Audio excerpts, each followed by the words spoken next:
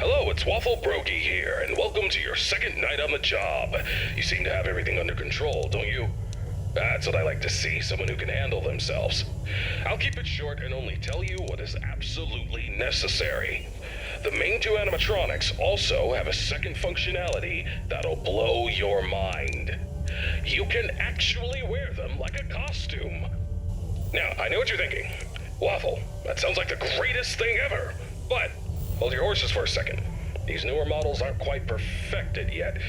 They've got a bit of a... well, let's call it a design flaw.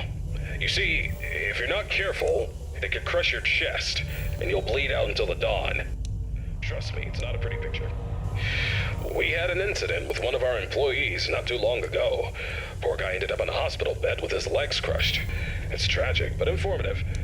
Now, I'm not saying you shouldn't try it out if you're feeling brave, but just know that if something goes wrong, it's on you. Actually, don't even touch him. We're not taking any responsibility here. So if we find you the next morning, dead inside of one of our mascots, don't come crying to us. You were informed, and we are clean. Yeah. True. Anyway, a new mascot was added to the cast recently, and not just any mascot, mind you. This one's special.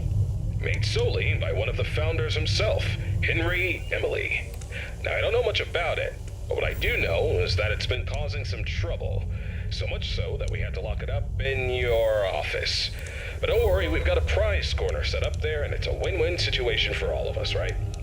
Just make sure you keep an eye on that little bugger and put it back in its place if it tries to wander off. We don't want a repeat of that old tale where a puppet crept into a sleeping man's mouth, do we now?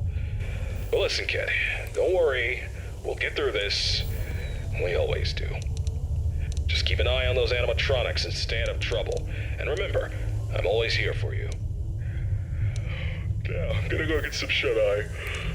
Talk to you tomorrow. Goodbye.